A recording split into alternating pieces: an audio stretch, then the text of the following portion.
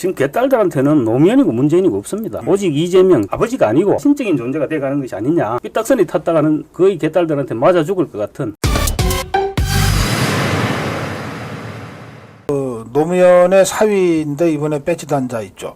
곽상원이. 예. 그러니까 이게 기권을 했다고 개딸들이 그 노무현이 지칭하는 거죠. 장인이 왜 부엉이 바위에 올라갔는 줄 아냐 뭐 이거 어떻게 보십니까? 이거? 그러니까 이 곽상원도 이분이 법조인입니다. 변호사예요. 그냥 다른 사람이 아닌 거예요. 경제인이 아닌 겁니다. 그러니까 법을 워낙 잘 알잖아요. 그러니까 이분이 이번에 기권하는 것도 4명의 검사 탄핵이 다 허접한데 그 중에서도 특히 지금 뭐냐면 이 대북 송금 담당하고 있는 이 박상용 대북 송금 요 검사 이거에 대해서는 이게 이 벽에다가 뭐 검찰 지방 검찰청 거기다 뭐 이게 또 뭐 그런 칠을 했다는 거 아닙니까? 변칠을. 그러니까 너무 황당하니까 그래서 이번에 기권을 한 거거든요. 네. 4명 다 기권한 거 아닙니다. 그 중에 하나 너무 말도 안 되니까. 왜냐하면 이분도 법조인이기 때문에 대충 검찰들에게 알거든요. 다 과거. 네. 그래서 했는데 이거에 대해서 아니 너무 그 사실은 이 노무현 대통령이나 노무현 이런 경우는 진보 이 좌파 쪽에서는 사실은 그걸 비난하는 거는 꺼리는 거거든요. 사실 성역화 지들이 만든 사람들이거든요. 노무현. 네. 그거를 공개적으로 개딸들이 지금 거론했기 때문에 결론은 뭐냐. 야 너도 네 장인이 거기 올라간 거 알지? 너도 그렇게 뭐 이런 식으로 암시를 하는 거거든요. 이렇게 볼 때 이 개딸들은 제가 볼 땐 좌파도 아니고 변종 좌파? 완전히 이런 지금 상황으로 심각한 것 같습니다. 지금 개딸들한테는 노무현이고 문재인이고 없습니다. 오직 이재명 지금 거의 지금 신격화돼 가고 있거든요. 오늘 전당대회 출마 기자회견 하는데 왜 우리 교회 가면 중간중간에 주여 아멘하고 하지 않습니까? 그렇죠. 오늘 이재명 대표 기자회견 중간중간에 저는 방송으로 듣기로 꼭 그렇게 듣기더라고요. 아멘으로 듣기더라고요. 그래요. 맞습니다.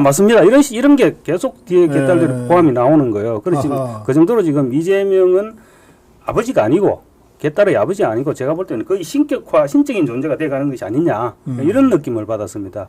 그리고 또 이제 곽상은 변호사, 곽상은 의원 하는 얘기 그 부분을 곽상은 의원에 대한 개딸들의 얘기를 들어보면 이건 이제 앞으로 민주당에서는 공개 투표는 물론이고 비공개 투표조차도 삐딱선이 탔다가는 거의 개딸들한테 맞아 죽을 것 같은 그 정도 지금 개딸들이 분위기를 잡아가는 것이 아니냐. 그리고 사실은 뭐 방금 말씀하셨지만 부엉이 바위는 자기들끼리 입에 올릴 건 아니거든요. 그런까지 지금 서슴없이 올리고 있는 상태거든요. 사실은 자유민주주의라고 하는 그 체제에서의 정당 중에 이런 정당이 있었나요? 여기 이게 거의 유일 정당 일당 독재, 공산당은 거의 비슷한 상황이거든요. 개딸의 그 리더가 누군지는 밝혀져 있습니까? 뭐 이게 집단이니까 뭐 그 이끄는 사람이 누군가 있을 거 아니에요? 지난 총선 과정에서는 한번 그런 말도 있었어요. 이재명도 개딸의 리더라는 표현은 그때 아니었는데 어쨌든 이재명도 개딸을 제대로 통솔하지 못한다. 다른 뭔가가 있다. 이런 얘기가 총선 때 있긴 있었습니다. 실체는 모르겠죠. 제가 아는 거는 이제 딱 리더가 누구다 실체다. 요거는 모르지만 그 개딸 구성 몇 면이 그 원래 좌파들 있죠. 그건 전혀 아닙니다. 그래요? 그 좌파는 그 우리가 흔히 보면 이 사회주의 좌파 공부를 했던 그 놈들 그러니까 있잖아요. 종북 주사파들도 그렇죠. 아니에요? 종북 주사파. 그다음에 딱 그 주사파가 아닌 또 이쪽에 PD 계열. 요 똘똘 뭉쳐. 여기는 아니더라고요. 그러니까 이게 그래서 뭐예요? 그러니까 이게 뭐냐면 이렇게 봐야죠. 좌파 포퓰리즘. 그러니까 뭐냐면 이 내 탓 아니야. 다 이 가진 자들의 탓이야.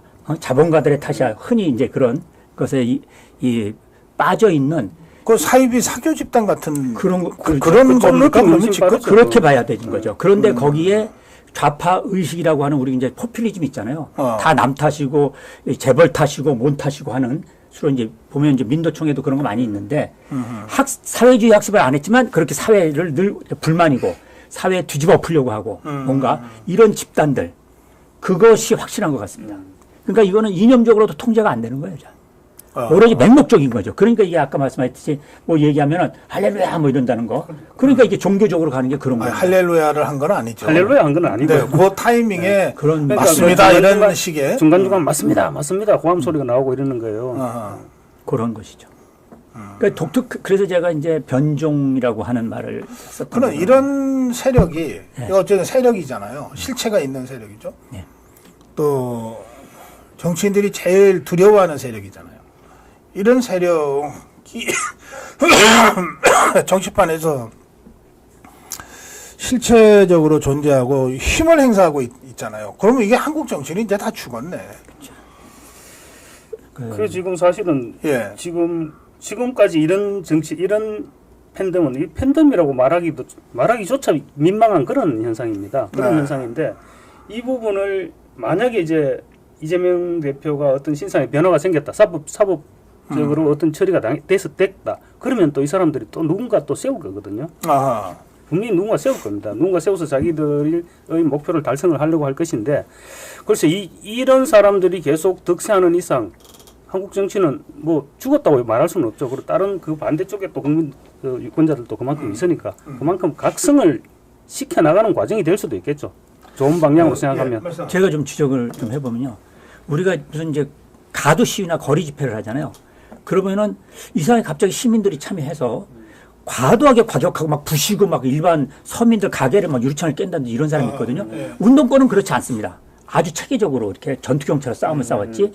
이런 사람들이 흔히 우리가 보면 옛날에는 뭐 룸펜 프로레타리아 막 이런 식으로도 얘기를 하고 그러니까 이념적으로 통제되지 않는 사람들입니다. 그렇지만 사회에 이제 불평, 불만 있는 사람. 문제는 우리 현재 있는 정치권이 이런 사람들에 대해서 바르게 지도하고 또 지지를 하게 되면 또 바르게 지지를 받으면 되는 거잖아요. 근데 이런 걸 자꾸 부추기고 이용을 했거든요. 네. 어느 순간 이 정치 지도자들이 이런 걸 활용하면서 급격하게 이제 퍼지기 시작한 겁니다. 이거 과거에는 없었습니다. 그렇죠. 노빠 때도 이러지는 않았습니다. 그러니까 노빠 때 노사모하고도 다르죠. 다릅니다. 전혀 이러지 않아요. 백대문하고도 좀 또 다릅니다. 그러면 위드훈이하고는 어때요?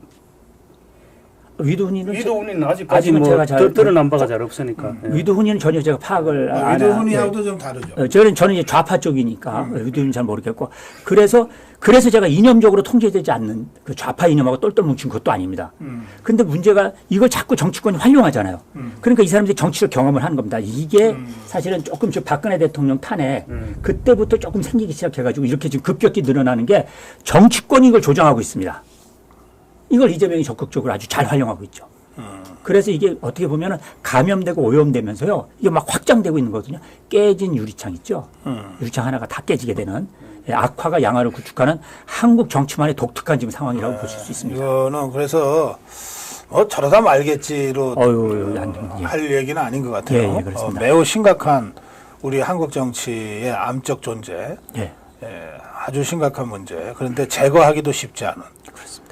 치유하기도 쉽지 않은. 예, 맞습니다. 이미 예. 악성이 될 대로 돼가지고 그런 사안으로 지금 우리가 봐야 될 것 같고요. 네, 치유 안 됩니다. 네. 저거는 고립시켜버리고. 이를테면 우리 자유파 진영에서도 뭐 한동훈에게 팬덤이 있잖아요. 네. 그 위드훈이라는 팬카페가 있지만 아니 뭐 이재명이도 개딸이 있는데 뭐 한동훈 위드훈이가 어때서 이렇게 지금 접근할 일이 아니다. 그럼요. 예, 그거는 완전히 좀 다른 차원의 네. 분석과 접근법이 필요하다.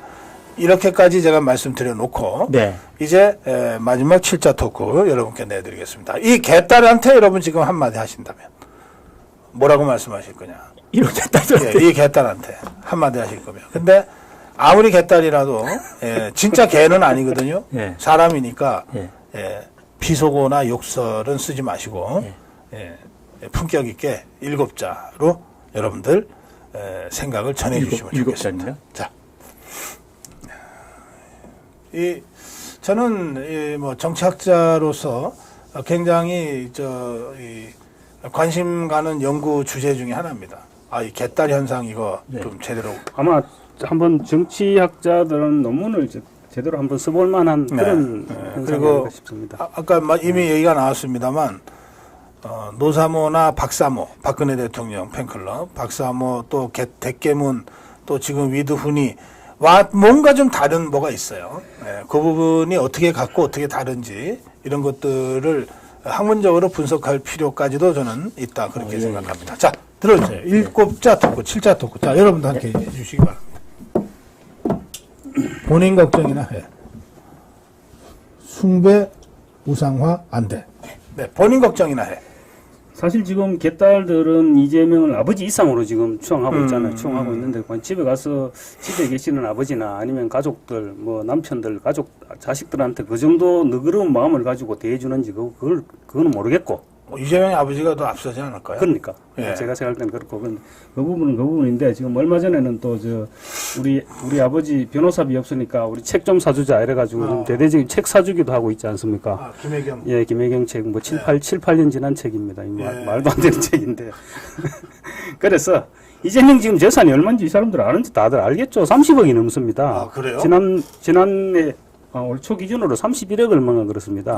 그래요? 28억 얼마에서 오히려 변호사비를 그렇게 내고도 재산이 늘어났습니다. 대단한 재주네. 예. 그러니까 그 정도 능력이 있는 사람이니까 걱정하시지 말고 본인들 걱정하시라고. 하긴 조국이 재산이 얼마인지도 모르고 조국이한테 후원금 갖다 낸 사람들이 있으니까.